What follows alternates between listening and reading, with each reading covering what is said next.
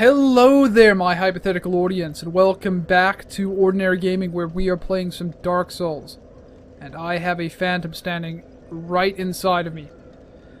A couple of things have happened since the last time I recorded this game. I just did a bit of grinding off camera. To the effect of, now we can do this! Ta-da! We can power stance with our weapons. Very good. So that's cool. On top of doing that off screen, I also went ahead and got myself the stone ring. No particular reason for not showing that. I also got myself the Ring of Life. Yeah, I just got those off screen. Took me about 10 minutes. I didn't really see any reason in wasting time showing it. Last time we played, we were trying to kill the last giant. Do I have a effigy? I do. We're going to take an effigy, and we're going to try and kill the last giant. So, let's have at it. I guess I'll summon someone into my game for this. I want to at least kill the last giant, and then maybe the pursuer in this video. I've only got about half hour to do it, but I've already... Once you kill the last giant, it's really easy to get the pursuer. And... Okay, pursuer's tough. If you find someone to do it with you, like another human player to do it with you, he's not as difficult, but he's still fairly difficult. But we've got ourselves what looks to be a Cestus user, actually. Can I not die right away? Can you not kill my Cestus user right away? That'd be fucking awesome. So let's get started. Let's get right into it. And go kill ourselves the last giant. We've got a lot of ground to cover in the next... Is he? He's not coming down. What is he doing? Oh, god damn it. This is one of the dangers with summoning people in Dark Souls 2. It seems like just about everyone's a massive fucking idiot. He's not too terribly dumb, I suppose. He's at least coming down to help us. Cool. So let's get right into... Been about 3 days since the last time I played this. So I might be a bit rusty. Hopefully we can do this on our first try. I would like to do this on my first try because I don't have another effigy and I don't want to go scrounging around for someone in one in the video. So we'll get stuck right into it. Take care of the last giant. Hopefully not die. Run right between his legs so I don't get killed by him right away. Since we have the power stance, we can do him a... Oh, God. Since we have power stance, it means we can hit the last giant with both weapons at the same time. Which means I should be able to avoid getting stamped on by him.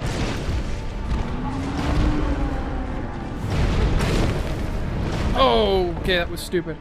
That was really dumb. Hopefully he doesn't swap the ground right now.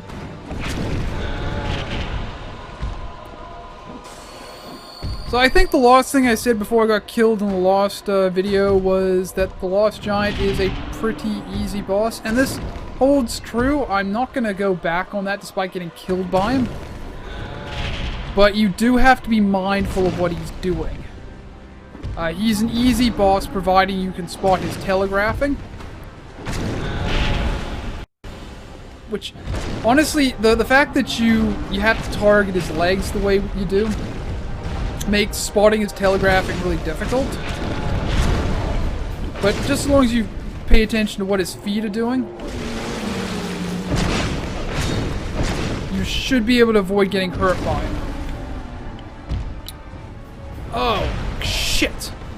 I didn't expect him to do that. If he hits me right now, I'm dead. That's right, Pate. You fucking take that sucker. I'm gonna hang out over here because I'm actually really fucking scared for my life right now. Oh, that hurt a lot. Please don't let me get killed again.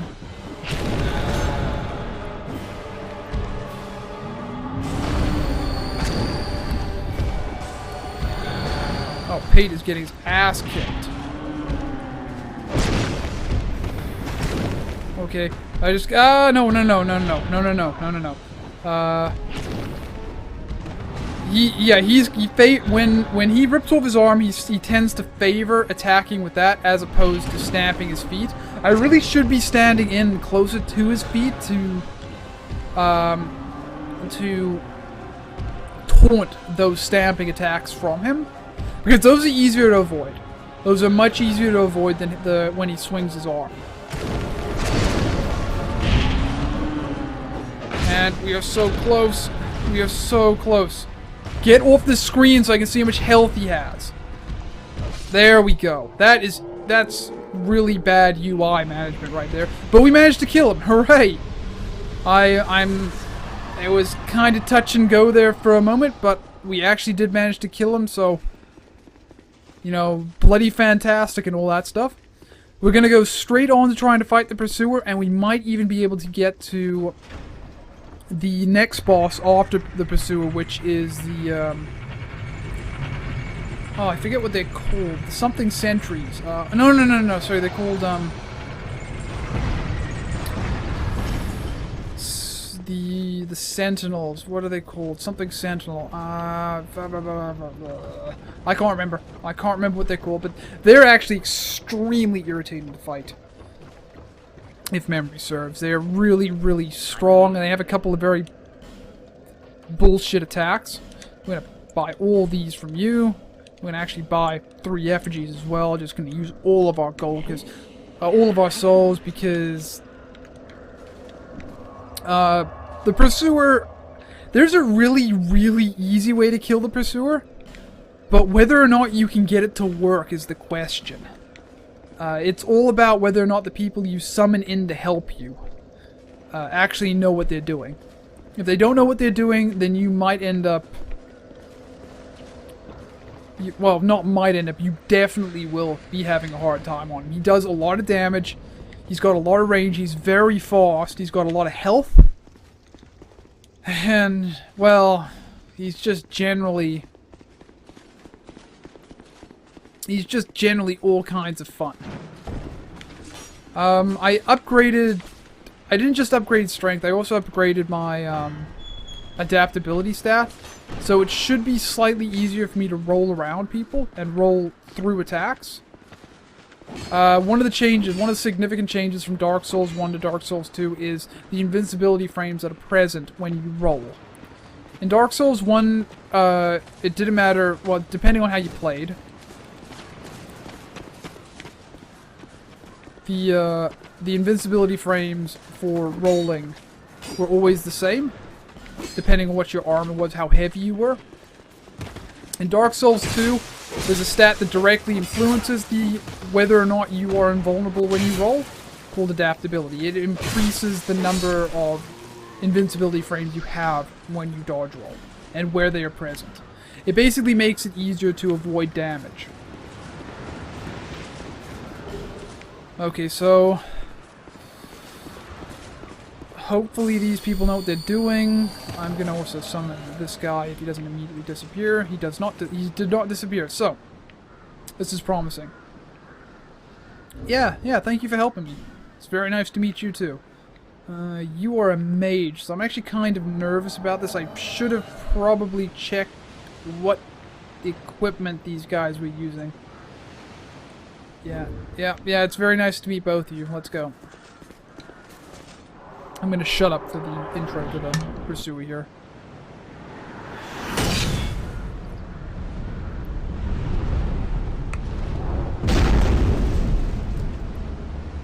Yeah, that's right. Remember this happy son of a bitch? The motherfucker that accosted us on that one parapet? Yeah. There is no running away from him this time. We have to kill him. And, oh god, is that a fucking mission. So you see those ballistae behind him? That's the trick to killing the Pursuer easily during this one. Is you have to use these ballistae to kill him. Hopefully they know what they're doing. Wait for him to get in front. Nope, I missed. Basically you hit him with this 3 times. God, you hit him with this 3 times, and he dies, essentially. Alright, really hoping these guys are smart enough to get him in front of the ballistas. Oh, we're just gonna need to hit him with it twice, actually. Which is good. Ah, almost. Very close to killing. We might get him on our first try. That would be fantastic. Nope, missed. Oh, actually, we're fine. We are fine. He is dead. Well, thank you guys. Thank you so much for your help. I know you probably can't hear me, but it was really swell of you guys to give me a hand with this. You have earned that token of fidelity that you guys just got. Let's just jump off a cliff. Alright, peace out. Now, I'm going to show you what we got from him. It's our 4th ring. The Ring of Blades. This thing does one thing and one thing only. It increases the amount of damage your attacks do. It's fucking awesome. Now, we want to go up there to proceed to the next area, the Lost Bastille. But before we do that, I would highly recommend jumping down here. Why? There's a set of really good armor as well as a really great sword and shield down here. Now, we're not going to bother much with the shield, but we are going to put the armor on. Even though it's extremely heavy, it is fantastic early game armor. And we are also going to switch out our short sword. Oh, we're not strong enough to use it yet, actually. We might use that at some point. Maybe not. It is a very bulky sword, and it requires pretty high stats to use. But we won't worry about that too badly. So we're going to head to the Lost Bastille now. And if we can find a couple of phantoms to summon in to help us with it, we might be able to do it this video. We might actually be able to... Oh, it's bugging me that I can't remember what their name is. But I would say the Lost Bastille and its boss is where the challenge begins in Dark Souls 2. Lost Giant is a relatively easy, straightforward boss. And the Pursuer, as you just saw there, has one extremely big weakness just present, just hanging about in his arena. The bosses we're going to go fight now are just difficult. And they're going to be especially difficult for me because I am playing a dual-wielding swordsman. Or a swordswoman. Not swordsman, obviously. And that's going to make the fight extremely difficult. I'm going to have to be really quick on my feet, really on my toes with the dodges. They are... The boss we're going to fight is extremely unforgiving as far as dodging goes. Can I please summon this person? Oh, sounds like a guy just got a text message. That's cool, I guess. Gonna light the bonfire. Not gonna rest at it. Don't need to rest at it. I don't think... Yeah, I didn't use my Estus Flask at all in the Pursuer fight. I was hoping we could get a hold of another summon, but apparently not. Yes, hello. Hello to you too. Thank you for coming and giving me a hand. So, yeah, he probably knows what he's doing. Well, I say that as he tries to parry a opponent that is quite a ways away from him. Oh, we are fat rolling really badly here. The reason I have my short sword in my right hand and not my left hand is because I usually put the weapon that requires the least effort to use. We're gonna switch to imported stuff just so I can maybe not fat roll, and we're gonna take that off entirely. So, okay, we're not fat rolling now. We're still rolling a lot more slowly than I would like to, but it's not a huge deal. So while we're here, we're gonna talk to Lucatiel a couple times. Just get some... She's basically... She tells you a bit about her past. Tells you a bit about what she's going through as far as the undead curse goes. It's kind of sad.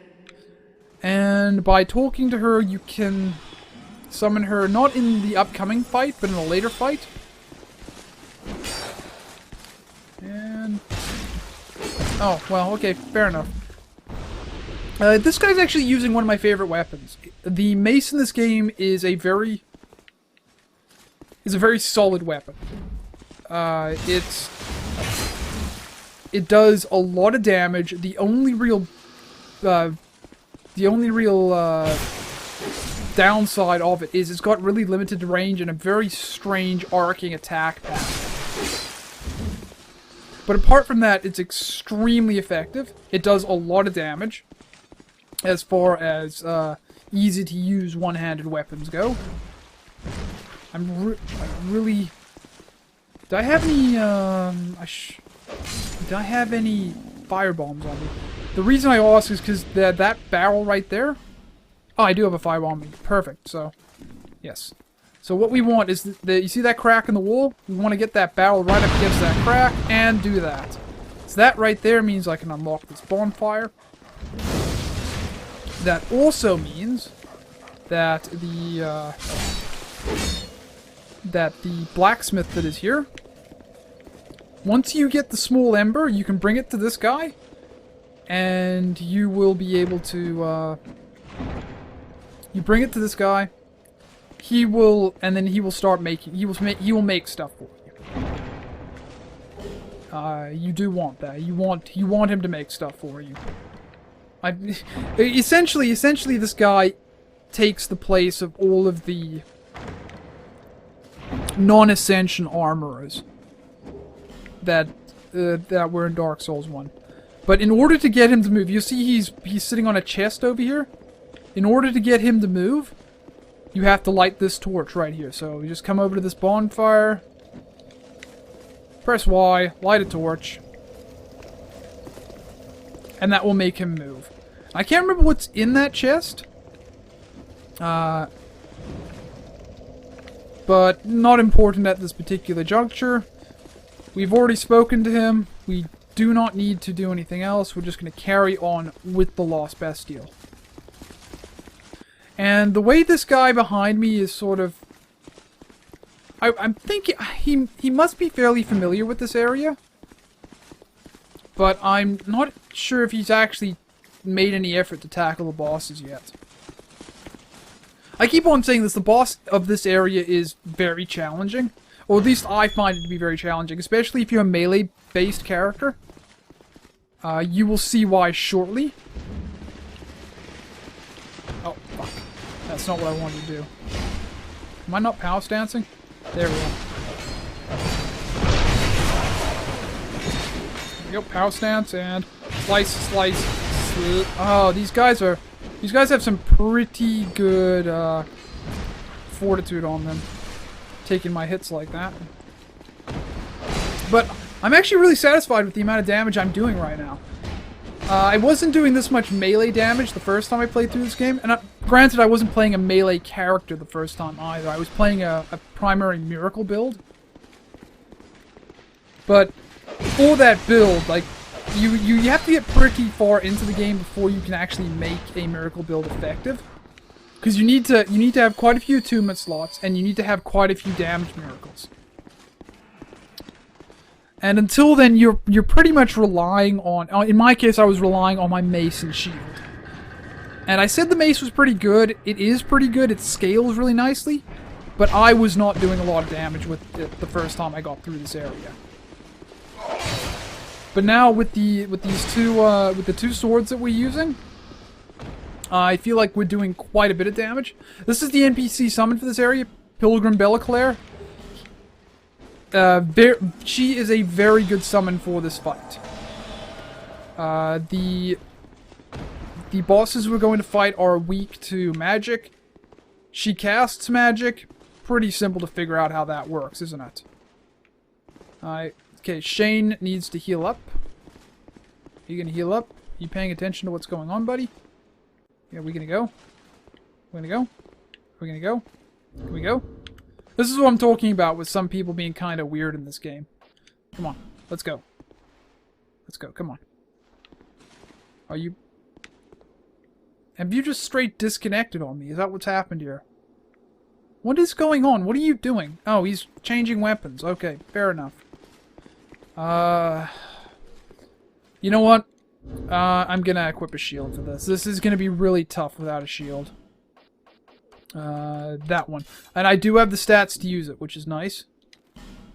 And we're going to put a, we're going to put the hide sword in my other hand. There we go. There we go. And we're going to go. So what are these guys called again? Ruin Sentinel, that's it. King, forgot. Yeah, these guys are tough. They do a lot of damage with that hammer of theirs. And they're really relentless opponents. I like their armor though. I love the design of this boss. They just so weird looking. This would have been... I could have done this just dodging, but I feel a lot more secure in using a shield. And I think we're making really good time so far. We've gotten really lucky with our summons, with actually having competent summons for once, which is not a guarantee. Actually, more often than not in Dark Souls 2, you'll find that the majority of people you can summon in are completely incompetent. And I'm really sorry you died there, Shane. There was very little I could have done about that.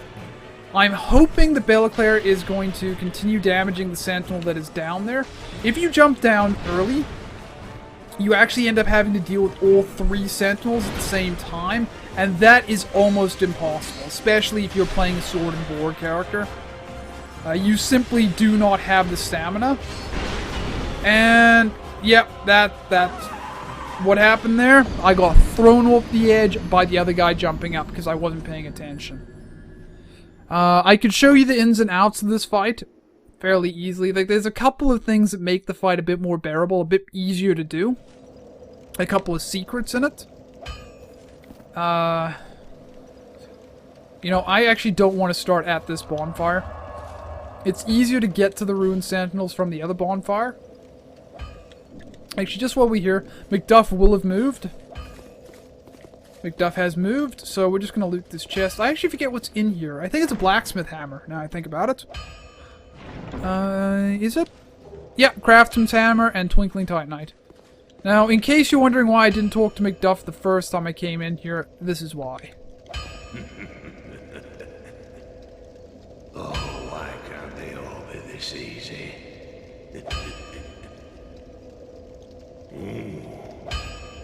Shape up. Oh, dear flame. I ought to fetch flame, dear.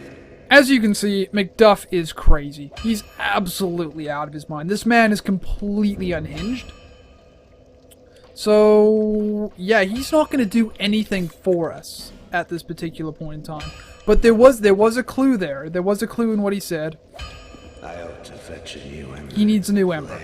He wants an ember. If you bring him an ember, it sort of, kind of makes him a little less insane.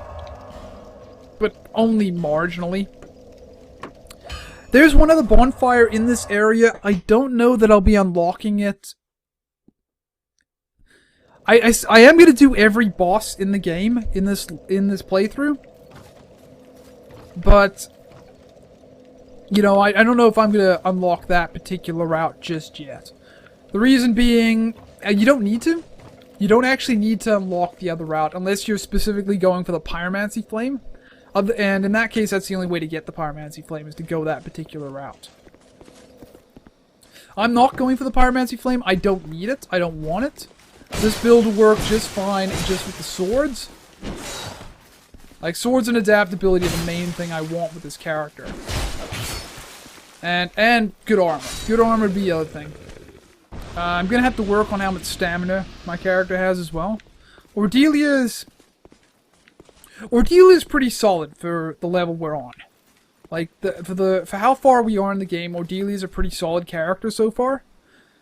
But I would like more stamina, and I would like more health, and I would like more defense. The fact that I can't wear the full Drangleic set is not that surprising. It's extremely heavy armor. But we do need something. We do need something to give us survivability. As you saw there, that Ruined Sentinel hit us once and almost killed us.